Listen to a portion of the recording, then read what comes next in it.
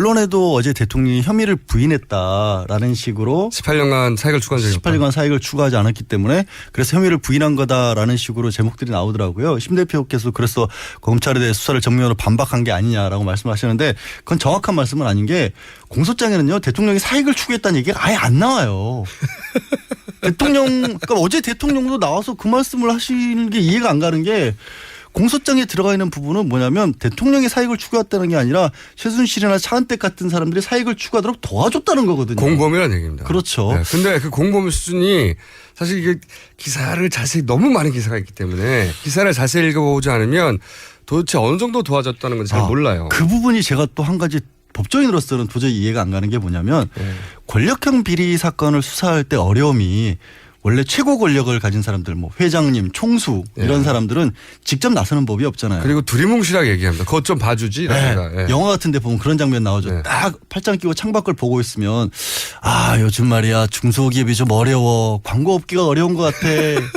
이런 얘기 딱 한마디 흘리면 그러면 밑에 사람들이 찾아가 어디 중소기업 누가 있지 막 찾아가지고 그리고 보고도 구체적으로 안 하잖아요. 그렇죠. 그리고 알아서 한 다음에 그러니까 나중에 뒤탈이 나도 난 모르는데 그렇죠. 그렇게 돼야 되는데 나중에 가서 이제 잘 해결되었습니다 그러면 아무 말 없이 아무 말 없고 다른 얘기하고 다른 얘기하시고 이게 보통 그 최고 권력에 올라간 사람들의 그러니까 행태죠. 수사가 안 되는 거거든요. 못 사실은. 잡아내는 거죠. 못 잡아내는 건데 이번 사건의 공소장을 보면은 이해가 안 가는 부분이 있어요. 저희도 한번 다뤘었는데 아니, 어떻게 대통령이 직접 전화를 해서 사람 이름을 구체적으로 거론하면서 누구를 거기에 자리를 앉히고 누구를 해라.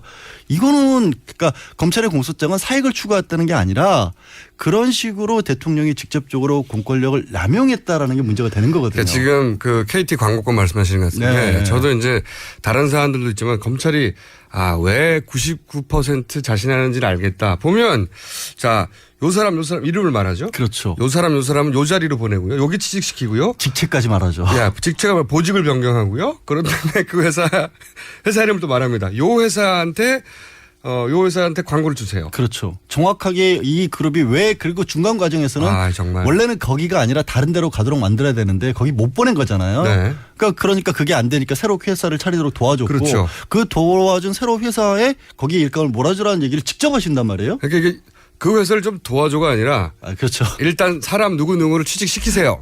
이렇게 말을 합니다. 대통령이 취직시키고 일을 막 그런 다음에 그 사람이 취직됐는데 그 보직은 아니고요. 광고 담당으로 변경하세요. 그렇죠. 그러니까 사익을 본인이 추구하신 바는 전혀 없어요. 어제 검찰 수사에 대한 해명을 한가 아예 없지 혐의를 부인한 게 아닙니다. 그래서 그게 잘 이해가 안 가요. 저는. 정말 놀라운데. 근데 보통 총수들은 안 그러잖아요. 왜 그래서 총수시잖아요. 왜 그러신 것 같아요? 그럼. 제가 보기엔 말이죠. 이분이 최순실 씨가 하라고 하는 일 있잖아요. 하라고 하는 일. 하라고 하는 일 하나도 빠짐없이. 그럼. 자세하게. 그러니까 대통령보다는 거의 대리? 그럼 총수가 아니었다는 얘기예요? 그러니까 회사에서 보면 쭉 듣다 보면 이건 과장님 정도도 직접 안 하고 대리시키는 정도인데. 예, 그렇습니다. 그래서 검찰의 혐의 사실은 그렇게 정리돼 있다라는 거를 제가 그렇죠. 담당자끼들 만나가지고 말씀드리고 싶었어요. 담당자께서 이 사람 좀 채용해 주면 누구요? 이름 말해주셔야죠. 그럼 이름 막 적어 이 사람 있잖아요. 그렇죠. 이게 담당자끼리 하는 일인데. 담배 피면서 밖에서. 그러니까 밖에 나와가지고 보직을 좀 변경해 주셔야지. 지금 광고 안 나오잖아요. 그러면 이거를 대통령이 직접 했다는 거 아닙니까? 그렇죠. 그게 참 검찰 입장에서는 그래서 검찰이 어제 검찰은 좀 답답했을 거예요. 담화 직후에 기자들이 이 담화 내용에 대해서 어떻게 생각하냐고 검찰이 물어봤더니 검찰이 딱 한마디에서 공소장만 제발 좀 봐달라. 그러니까 왜 안 보냐고. 네, 공소장을 보라. 기자들이 잘 보세요. 이게 잘 안 보거든요. 그러니까 담화 내용만 볼 게 아니라 공소장과 비교를 하면 되죠. 그래서 그래서 오늘 아침에 그 한 언론에서 이제 대통령에 대한 기소 중지 처분을 하겠다고 했다랍니다. 근데 이건 당연한 결정인 거거든요. 지금 나와 있는 차은택, 최순실, 정호성에 대한 공소장에는 다 공무관계로 표시가 돼 있기 때문에 이름만 바꾸면 그게 곧 대통령에 대한 공소장이 되는 거랑 마찬가지인데 그렇죠. 다만 형사소출을 할 수 없기 때문에 앞으로 중지를 한다라는 어쩌면 당연한 처분을 굳이 오늘 아침에 검찰이 한 이유는 검찰로서는 하고 싶은 말이 많은데 수사기관이잖아요. 어찌됐든. 정치하는 데는 아니니까 거기까지 한다는 거고 기자님들께서 그 검찰의 고충을 좀 헤아려 줬으면 좋겠습니다. 검찰 고충까지 헤아릴 여력이 없어요. 지금 주말마다 피곤해 죽겠는데 계속 국민들도 굉장히 피곤합니다. 계속 나가야 돼가지고 야근 주말 근무 야근 근무 수당 청구하자는 얘기를 저한테 하세요. 가끔 위자료 청구를 소송을 못 하겠느냐. 청와대. 네, 청와대 주말 근무 위자료. 주말 근무. 아니 저희가 월요일 날 한번 다뤘거든요. 그러니까 공소장의 내용을 이제 언론들이 이렇게 요약해서 설명하니까 지금 변호사님하고 양 변호사님하고 나눈 내용처럼 너무 자세하게 지시를 했어요. 담당자처럼 대통령이 아니라 일개 회사의 담당자 수준으로 그걸 대통령이 지시하고 그럼 예를 들어 잘 안 되면 그 광고 회사를 광고 대행사로 지정하세요. 이게 뭡니까? 그래서 이제 검찰에서 검찰 관계자라면서 언론에서 나온 게 대통령이 이럴 수가 있느냐라고 분노했다는 게 다른 게 아니라 검찰들도 수사를 많이 해봤는데 이런 경우를 본 적이 없으니까. 이거는 과장급 이상은 안 하는 멘트들이에요. 저도 그 자세히 읽다가 예. 저도 흥분했어요. 이게 뭔가 이게. 그러니까 저도 흥분을 하면 안 되는데 자꾸 화를 나는 게 그런 거예요. 자세히 읽다 보면 흥분하게 됩니다. 저희 흥분이 직접 읽어보시면 더 흥분하게 되실 거예요. 자, 그런데 오늘 제가 여쭤보고 싶은 거는 벌써 반을 다 썼어요. 핵심은 김기춘 저희가 요새 관심사 중에 하나가 네. 지금 말씀하신 대로 그 권력형. 그렇죠. 권력형의 정점인 분들이 잘 안 드러나는데 그중에 대표적인 인물들이 김기춘 전 비서실장 이런 분이거든요. 최순실 씨와의 관계에 대해서 모른다, 뭐 본 적도 없고 건너서만 얘기를 들었고 뭐 전화 통한 적도 없고 이렇다라고 했는데 전면 부인이죠. 네, 최근 들어서 이제 조금 다른 얘기들이 나오고 있죠. 조금씩 나오니까. 조금씩 좀 나오고 있어요. 예를 들어서 김종 전 문체부 차관 구속돼 있으면서 본인이 왜 그렇게 행동을 했느냐라고 물어봤을 때 뭐 김기춘 실장이 도와주려고 했다라는 그렇죠. 식의 얘기도 뭐 하고 있고 주장도 하고 있고. 내가 무슨 힘이 있냐 여기서 하라고 그랬는데. 그것보다 저는 또 되게 놀라웠던 게 차은택이 변호인을 통해서 주장을 한 게 있죠. 그렇죠. 김기춘 실장을 만났다. 네. 만나게 된 이유가 차은택도 자신감이 없었던 모양이에요. 왜냐하면 차은택 저도 이제 개인적으로 알아보니까 차은택이라는 사람이 그전에 뭐 정치적으로 영향력이 있다거나 전혀 없었죠. 아니면 뭐 그렇게 대단한 사람이 아니었다라는 거예요. 광고업계 좀 알려진 정도. 광고업계에 나왔다는 게 많은 사람들이 뭐 저도 물어보니까 뭐 그 오빠가 뭐 맨날 대머리도 안 감추고 모자만 쓰고 다녔는데 어느 날 갑자기 가발을 하고 막 선글라스 끼고 이상하게 다녀서 되게 신기했는데 이런 사건이 터졌다 이런 얘기들을 하더라고요. 주변에서는. 그렇군요. 그러니까 차은택 입장에서는 이 일을 내가 해도 되는지에 대한 좀 의심이 들었을 거고. 그렇죠. 처음에 만난 것은 최순실 씨인데 최순실 씨가 무슨 그렇게 막강한 힘이 있나. 공직에 있는 것도 아니고 그냥 강남 아줌마로밖에 안 보이니까 보기에는. 그래서 최순실이 이제 차은택이 주장에 따르면 김기춘 실장을 만나게 했다는 거 아니에요. 어디 가봐라 했더니 거기 있었다는 거기가 거. 정확히 말씀드리면 총리 안가인데 청와대 오른편 쪽에 저 청운동 파출소 가는데 거기에 또 중간에 사이길 하나 있어요. 그 사이길로 화장실 있는 데로 쭉 올라가면 공중 화장실 있는데 쭉 사이길로 올라가는 데가 그 총리 안가거든요.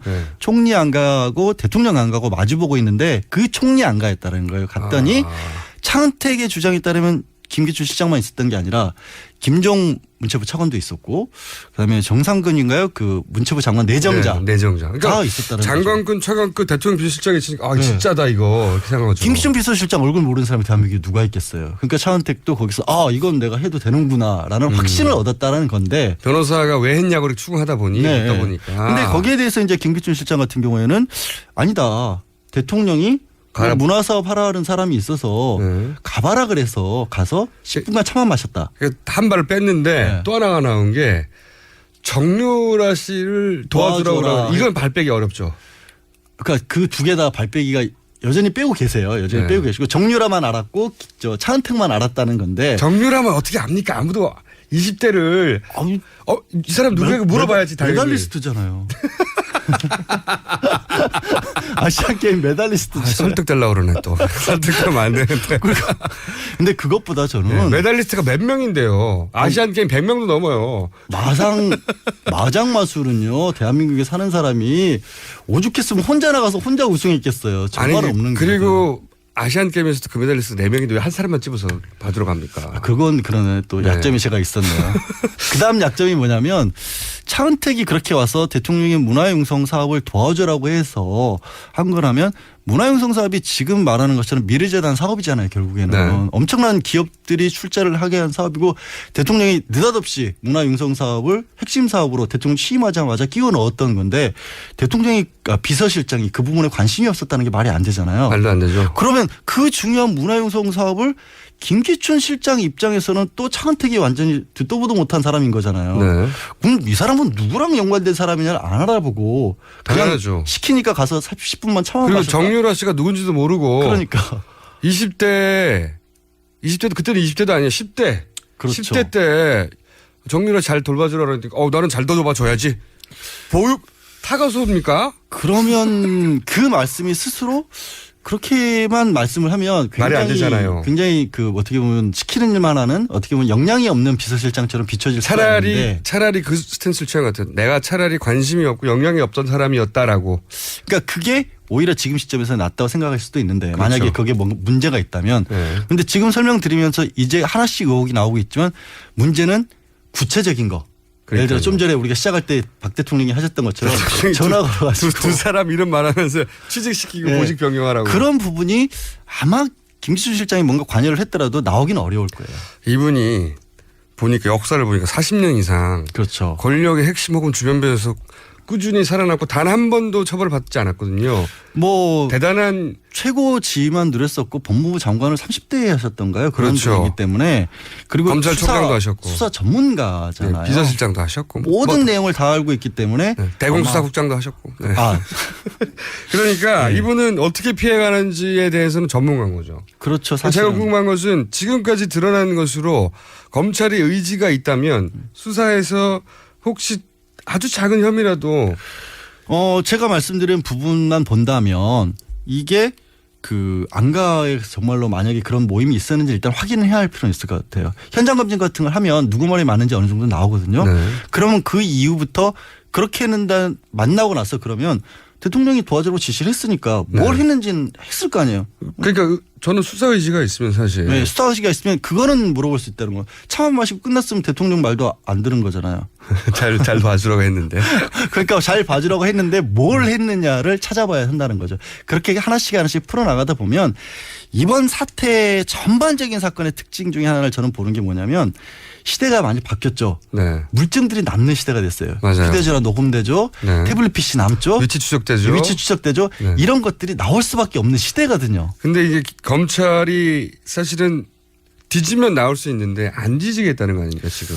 강력한 의지를 좀 촉구를 해야 될 필요성이 있는 그렇죠. 상황이고. 저희 방송이 그래서 쭉 관심을 가져온 검찰의 수사 의지가 과연 있는 것인가 제대로 바로미터 중에 하나가 누가 봐도 막강한 비서실장이었는데 자신은 아무것도 몰랐다는 거잖아요. 저희 변호사들이 요즘 일하기 힘든 것 중에 하나가 검찰에서도요. 뭔가 확실한 증거를 가지고 가지 않으면 잘 안 움직이시려고 해요. 예전과는 좀 달라지신 것 같아요. 그분이 그 증거를 언론이나 뭐 다른 데서 찾아서 가져다 주면 어쩔 수 없이 움직여야 돼요. 언론은 수사기관은 아니기 때문에. 아니 이번 사건 시작도 언론에서 했잖아요. 근데 의혹과 정황을 제기하는데 그게 모든 언론이 다 달라붙으니까 너무 많은 정황이 나오니까지 명백한 물증이 나와서 그런 건 아니거든요. 하다 보니까 나왔잖아요. 이렇게. 그렇죠. 근데 그러니까 김기춘 비서실장은 검찰이 다룰 생각이 없는 것 같아요. 의지가 없는 것 같아요. 그죠? 그렇게 봐야 할까요? 근데 최소한의 수사는 해야 하지 않을까요? 이렇게까지 말씀을 드리고 있고 국민들이 누구나 국민들은 최근의 사태를 보면서 틀림없이 한 축을 맡았을 것이라고 보는 게 상식이라고 생각을 할 거 아니에요. 그렇죠. 아니시라고 생각을 하시면 김기춘 비서실장이 조금 전에 저희가 말씀드린 거 있죠. 그러면 얘기를 듣고 어떤 일을 했다. 아예 그럼 대통령 얘기를 그냥 무시했다라고 하시던가. 만나보라고 해서 만나봤는데 10분 만에 난 나와버렸다 그냥. 네. 대통령 말을 무시했다 나는. 그렇게 하든지. 아니면 뭘 도와줬는지. 그러면 김기춘 비서실장이 검찰 소환이 최소한 소환조차 안 된다면 그것은 모두 양지열 변호사의 책임이다. 그게 또 왜 내 책임이야. 왜 또 저를 악에 바치게 만드세요? 다음 주에는 그러면 저희가 우병우 전 민정수석 바라보기로 했고. 다음 주에 무슨 사건이 있을지 몰라요. 일주일 내에 양지열 변호사는 이 수사를 하도록 만들어주세요. 김기춘 비서실장에 대해서. 아이고, 예, 알겠습니다.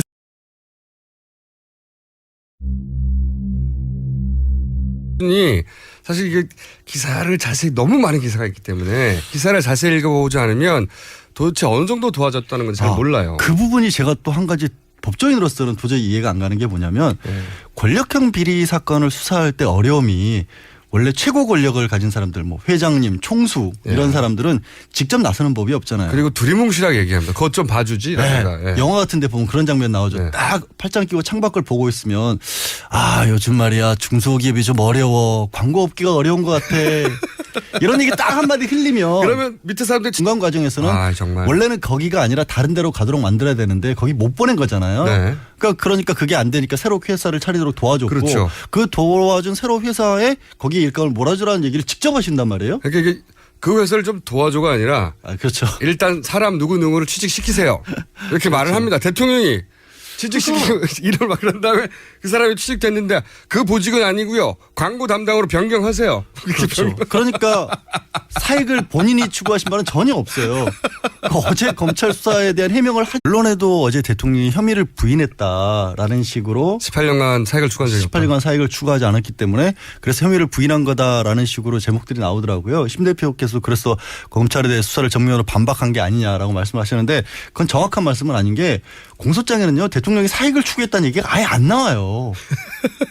그러니까 어제 대통령도 나와서 그 말씀을 하시는 게 이해가 안 가는 게 공소장에 들어가 있는 부분은 뭐냐면 대통령이 사익을 추구했다는 게 아니라 최순실이나 차은택 같은 사람들이 사익을 추구하도록 도와줬다는 거거든요. 공범이라는 얘기입니다. 그렇죠. 네. 근데 그 공범을 이거는 그러니까 검찰의 공소장은 사익을 추구했다는 게 아니라 그런 식으로 대통령이 직접적으로 공권력을 남용했다라는 게 문제가 되는 거거든요. 그러니까 지금 그 KT 광고권 말씀하시는 것 같은데 네. 저도 이제 다른 사안들도 있지만 검찰이 왜 99% 자신하는지를 알겠다. 보면 자, 요 사람 이름을 말하죠. 그렇죠. 요 사람은 요 자리로 보내고요. 여기 취직시키고요. 직책까지 말하죠.